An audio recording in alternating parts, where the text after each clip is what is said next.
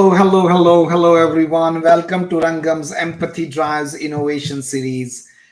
In this series, we deliver blogs, chats, webinars, and many other features designed to get you ready for the next step with DEI.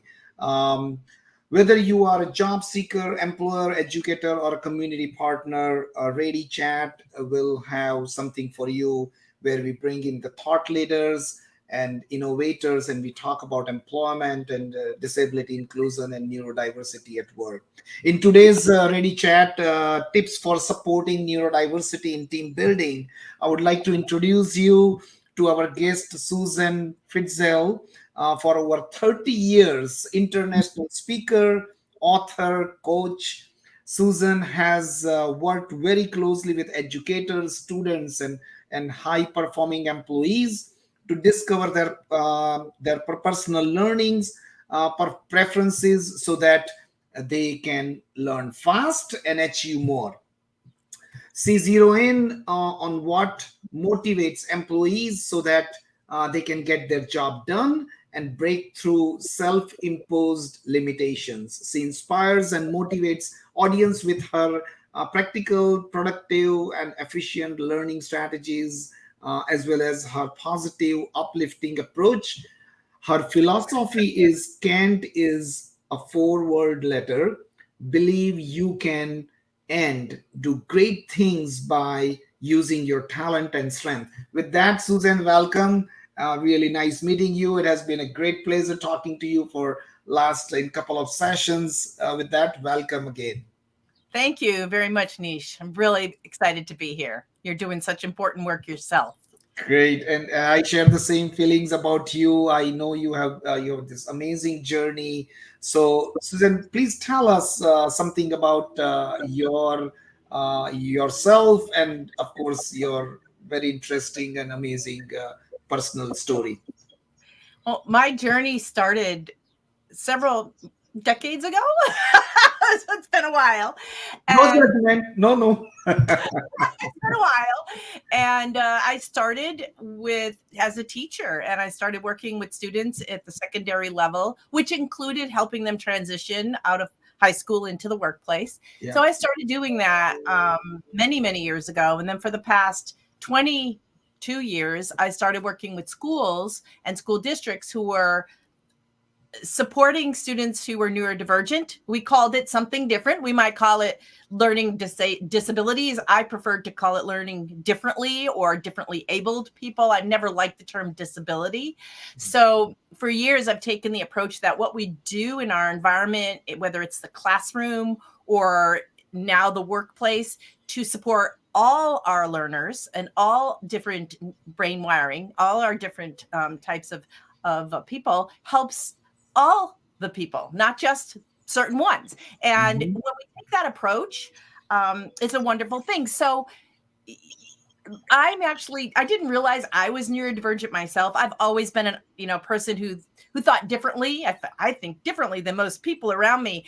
And then as I was a parent and had two children, one of them who was such a different thinker that his teachers would say, I ask a question and your son answers, and the kids laugh because they think he doesn't know what he's talking about. But I realize he's so far above them in what he answers. Wow. They just don't understand him. Yeah. And so I started to see a lot of myself, and I used to say, well, I learn a lot like my son, because I was helping him in school with his challenges.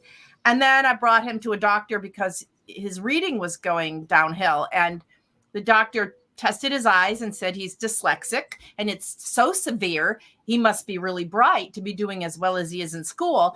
And then I had the eye exam right after my son, and the doctor looked at me and said, well, the apple doesn't fall too far from the tree. You have dyslexia also. I had no idea. I thought I was just a slow reader. And then, other things I realized when my son was diagnosed with an auditory processing issue, I realized. I then went to the ENT, and I found out I had that too. So it was through watching my children learn and go through school that I realized, this is what's been going on all my life. So I'm not only have been supporting students and now adults with different brain wiring my entire life, my entire career. I now know that I'm also neurodivergent, and that explains a whole lot of the struggles and challenges I've had. Wow. So it's Yeah. helpful. Yeah. So, Susan, that is very interesting, and I'm getting a lot of great experience by individuals when they talk about their diagnosis and their findings about themselves. How did that impact or help or impact your work, your professional career, your confidence? If you can share if you don't mind sharing that. Oh, yeah. Well, what it helped me to do is it helped me to realize that the reason I was such a slow reader, and that I struggled so much, even in college, I would fall asleep while I was reading, and it was so hard to get through a chapter. It helped me with my confidence, because once I knew there was a name for it, and I know there's so much angst right now about labels, and I agree that labels are problematic. When we label people, then they become that instead of who they really are. On the other hand, there's a plus side to sometimes having that label and knowing, oh, this is why I'm different. This is why I think differently. This is why I see the world differently. It's not that there's something wrong with me. I'm just wired differently, and there's advantages to that. And then what we want to do is find our strengths, and that's what I do. That's what I've been doing my entire life, and what I'm passionate about is helping people find and maximize their strengths, their talent. Because when we come through school and we don't learn like everybody else, and now the label for that is neurotypical, we don't learn like neurotypical students, we go through school feeling we're not so smart. I mean, when I got out of high school, I thought I was an average student that barely made it into college, had no idea that I really was smart and that I could do so much more. And it was because of my college experience and working with teachers who believed in me that I realized, hey, I have capabilities and I can do well in university.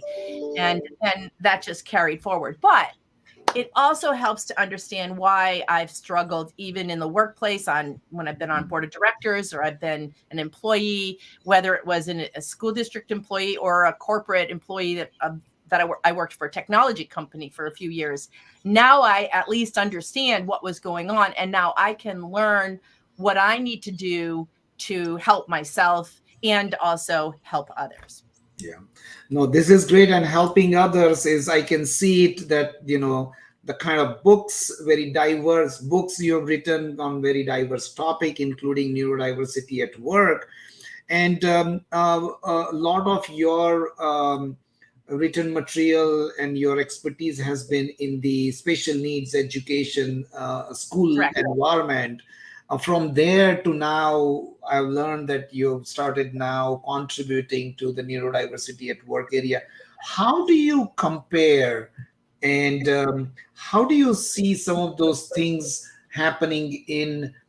successfully happening in the special needs schools can be replicated, and vice versa? What are your thoughts? I know you have some amazing experience in this area. Well, when I first got interested in helping those kids graduate school to then be successful in the workplace, when I knew they had the skill to be successful, I talked to a lot of employers. I interviewed people with autism who had been part of these hiring initiatives for autism at work, including some that had bad experiences and failed experiences, and then others who were successfully working. And what I realized very quickly is, although people said, well, you were a teacher, what do you know about corporate? Well, we started bringing students who were, let's say, students with learning disabilities into the general classroom, which would be like the workplace. Mm-hmm. In the early 90s, I started with that. So like I said, I've been at this for a while.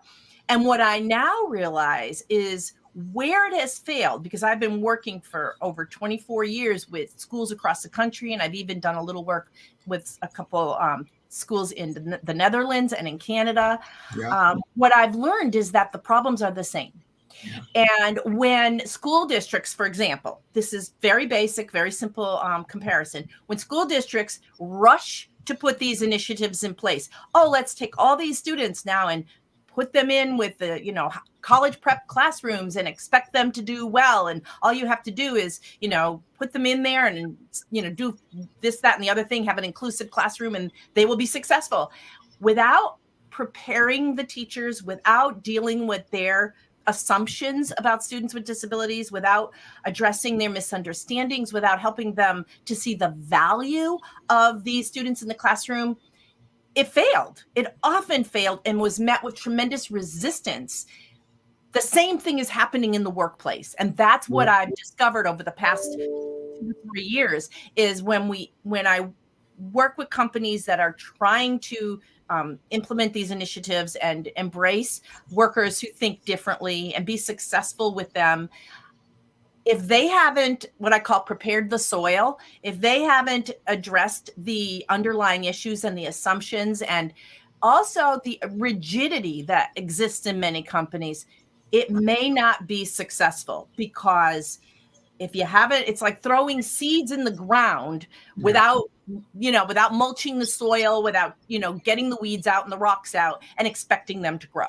You just have to prepare the environment. And that is not hard. And it doesn't have to be special for certain people. Like, oh, well, I'm bringing a person with autism into our team, so we have to do stuff for that person. And I disagree.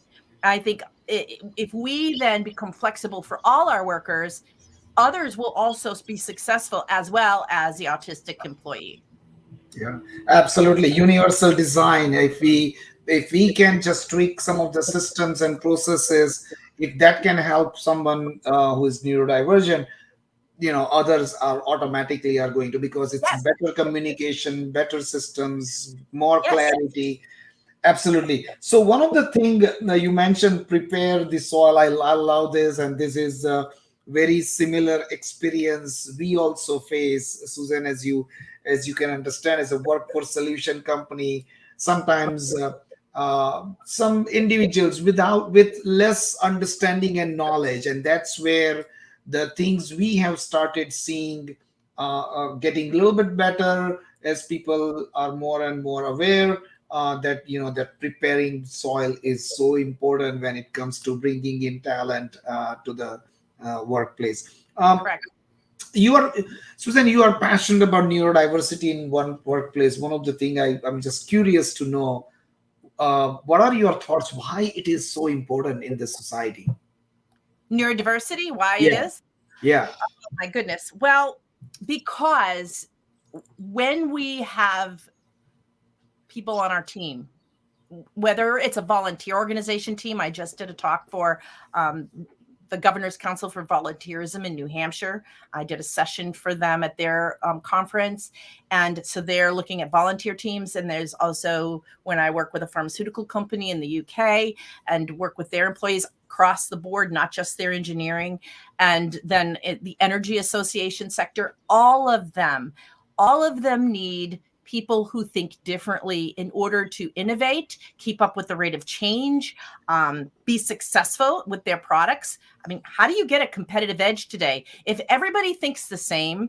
And if preparing the soil, if on our teams, there are people who dominate that are all stuck in the status quo, and they're unable to perceive or even accept divergent thinking, whether it's from somebody who is neurodivergent or just, a gifted person on the team who sees a different solution than the way it's always been done, that's going to propel that company forward if they can accept those different ideas across the table. I mean, I have myself experienced this, where we are facing a problem in an association that I was involved in, and we were looking for solutions. And one of the solutions was, how do we increase membership in our association?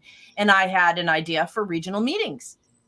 It was different. I mean, that's not a real outrageous idea, right? I mean, It was different. It was, they'd never done it this way. It's not part of their way they operate. And they immediately shot me down and told me, don't ever bring that up again. We're not talking about it again. It was very abrupt and a rude awakening for me that this was not going to work for me, not going to work for them. Interestingly enough, the pandemic happened, and now they're doing all the things that I had recommended, 7 years ago. So but they couldn't see it. And that's why I think when you say, how is this a benefit to society? Yeah. If we as human beings want to hire people that think like us, look like us, appear like us. And unfortunately, that's not the best way to get your best products out of your companies, not the best way to embrace to be inclusive and welcoming to different members in an association, definitely not the best way to run a classroom in a school. So because we want people to become thinkers, to innovate, to feel confident about their contributions. And that can't happen if we're expecting everybody to fit into this, one mold. Yeah, it's creativity too, right? So we at Rangam we hire neurodivergent a talent for creative services, and it's just amazing that how out of box thinking. Um, but anyway, you mentioned earlier about the COVID and the pandemic. Please share your experience how neurodivergent people, candidates, are or worker like employees are positively or in a challenging way impacted during these last 2 years. What are your observations and your thoughts? So for many who environment is important, it's been helpful Mhm. when they can work in their comfortable clothes and not worry about looking, business casual for the office, when they can have natural lighting as opposed to those harsh and buzzing and often irritating migraine producing fluorescent lights, when they can have their comfort around them, or even their dog. I mean, most people don't bring their service animals to work. So, Mhm. and it might not be an official service animal, but if I'm comforted by having my dog next to me, I don't have a dog, by the way, but I used to, then that is a benefit. Now, the other thing that happens is a lot of times, one of the companies I work with, they do stand-up meetings on Teams every morning. So that wasn't necessarily something they were doing when they were in the office. The stand-up Mhm. meeting allows them to do daily check-ins before they even start the day. So for people who are neurodivergent, especially autistic employees, that gives them the opportunity to say, okay, today, I would appreciate it if you would just text me and know that I might take a little bit of time. It's one of those days where I got to focus on one thing, and I will get to your, meetings later. It could be that they say, oh, I'm doing great today, and today's going to be a super day. Just pick up the phone and call me. So it gives them an opportunity to check in and find out where everyone is emotionally and Yeah. what they're comfortable with every morning. And that started because of the pandemic. So that's another advantage. So there's the environmental advantages, the check-ins that are more people were doing if they're working with remote learners. Now, for people who need the opportunity to have people around them, because isolation is a problem, Mhm. especially our most social people with a lot of people with ADHD prefer to be around people they can bounce off, talk to, have different ideas. For example, that was a little harder. So for that group of people, now it's kind of good if they can go into the office a couple times a week at least, or Yeah. 3 times a week, or be involved in networking like virtual meetings with the cameras on, Yeah. preferably with the cameras on so they can see people and have that human connection. Yeah. So it's kind of both ways. No. And then the other opportunity virtual did is it gave people different opportunities for how to communicate.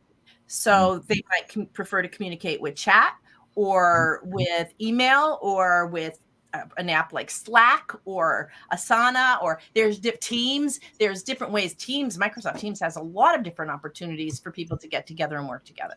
So I think it's opened up more options. So Yeah. for most people, it's benefited the neurodivergent employee.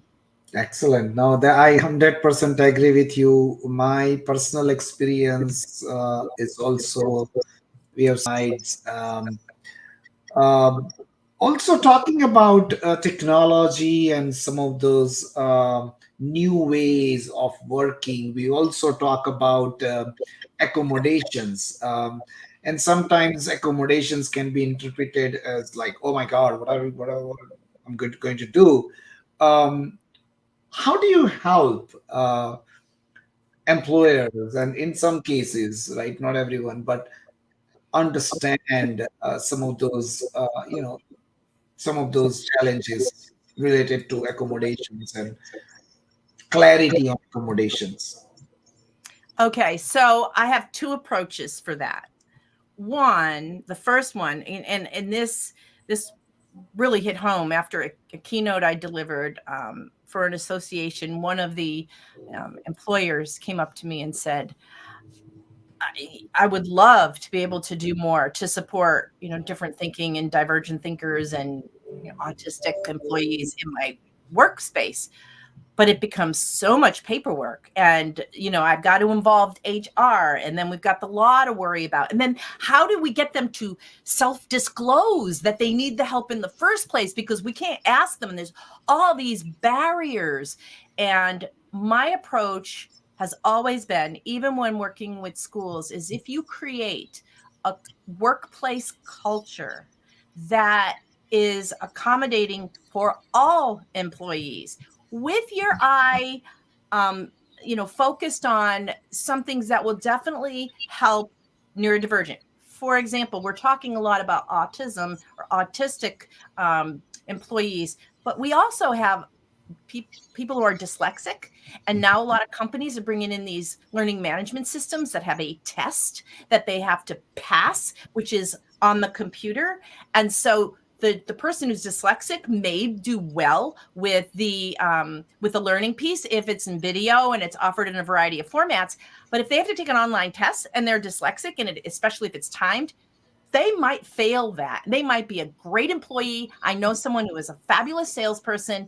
Their company brought that system in, and all of a sudden he couldn't sell certain products because he couldn't pass the online test, whereas that was never a problem before they brought in this system. So my thing about accommodations is, think about all your employees and think about what's the best way for them to be successful. That's not going to cost me a lot of money, not going to reduce productivity, not going to be a safety issue.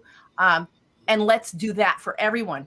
Then what that means is, if you have some that need more, they need those accommodations, it's a smaller number. And those will become more obvious because they're probably experiencing challenges, possibly even a version of a meltdown at times if things become too stressful. Now you've got a smaller number of people to work with, and you can work directly with that person and with HR and get those accommodations in place. However, if we have to think about making these huge changes in the environment to bring in a program or an initiative, that could be very overwhelming for some employees. And I say, just create a workplace culture that embraces differences for everyone, and that's accommodating for everyone. And you don't have to worry about accommodations for the majority of people. They're hiding anyway. I mean, there's a lot of neurodivergent employees that are already working, and they're just hiding their disability. Yeah. I remember in our earlier conversations, you mentioned that there are other ways of helping individuals who is not self-disclose. What are your thoughts? How can you help as an employer help those individuals who is not self-disclose? How do we help them to self-disclose? Yeah. Or even without helping them to disclose their disability, how do we help them? I remember you mentioned, and I love that concept. It's good for all, and critical for the good. Do things in your workplace. For example, let's go back to the LMS system, which almost every company has, and almost every LMS system has measurement, because data and measurement is so important, and they have a test, right? And it's usually, and if it's an LMS system that's brought in, it's not a human being that's brought in to do the training, you've got an online test. And I'm working with a company right now that is into gamification, and even that, give people more time. It was so quick. You question, answer. I'm like, this isn't enough time for somebody who's dyslexic. Yeah. So my feeling is the best way to get people to self-disclose, or even just ask for the accommodation they need without having to self-disclose, is have options available. So with the LMS system, have an alternative testing situation. Give Yeah. them something. They don't have to do it that way. Have an Yeah. alternative so they can show what they know without being hindered by their, let's say, dyslexia or their, language-based learning challenge. So there's ways to address the issues without having it all be out in the open. In some things, for instance, here's another example. I know we're almost out of time. A lot of companies pre-pandemic went to these open workspace environments where they took away the cubicles, they took away the doors on the offices, they made these big open spaces with desks. And as I'm sitting here, I got somebody there. And it happened even in airports. So I'd go into the airport, but between different keynotes and jobs. And I'm like, oh my gosh, they took away my cubby. They took away my cubby. And now I have to sit facing this person and it's distracting. So have an opportunity, have a way for people to either sign into a room, have those options available for quiet space. That not only helps people in the autistic spectrum, it helps introverts. Would you agree, Nish? You said you're an introvert, right? How would you like to have to work all day facing another person on the table with their computer clicking about and having a conversation? I'm like, my husband would hate that. He hated it. Same here. So he's an engineer, he's an introvert, he is not neurodivergent, and he hated that environment. So we're thinking, oh, is this accommodation? Because now we have an employee that can't work that way in that open environment. It doesn't have to be specific to that person. Make it available to everybody because there's other people who will appreciate it. Susan, I truly admire and appreciate your passion, your knowledge, your analysis and observations on this very critical, very simple, but very critical and important issues which we all face every day at workplace. And as it is changing, it is so important for us to restart reevaluating some of these areas and customize those processes so that we incorporate some of this strategy as we make those decisions. Before we conclude, we have 3 more minutes. I would like to ask one more question because I know you are passionate about this. Is there a research and evidence to support neurodiversity in workplace? I know you are passionate about this. So I said, let me just slide in this question before I ask you last question. Yes, there is. And I could cite the specific research, but in 3 minutes, that would probably take more time than that. But many of the organizations like SAP and oh gosh, I'm jumping off the top of my head. There's like 3 or 4 of them, but they Ernst & Young, JP Morgan Chase, Microsoft. So what I've started to do, because I know there's questions about research, is when I write articles, and I'm working on a book right now. I don't have the official title yet, but neurodiversity in the workplace is as I cite the research that's in in process right now to support what we're trying to do. So yes, it's out there. And if anybody who wanted to take a look at what research I've compiled, it's at the bottom of just about every article I write, because I know people like you, Nish, they want that information. Well, is there research to say this is successful? So I put it at the end of everything I write. Excellent. So before we conclude, this is my favorite question. Who was your superhero when you were a kid? Well, this is going to sound strange, but I think my superhero was actually, one of them was Mahatma Gandhi. And I just thought he was the most amazing human being and what he was able to accomplish. And he definitely was a different thinker and managed to change the world. And there's more of them, but he was one of them. And that I think probably one of my earliest ones that I looked up to and admired. My first book was on conflict resolution. And that was the very first thing I did. So this whole thing about unconscious bias and workplace conflict that can result if we don't prepare the soil. I've been passionate about that since I was a child. Let's work together. Let's be collaborative. Let's work together.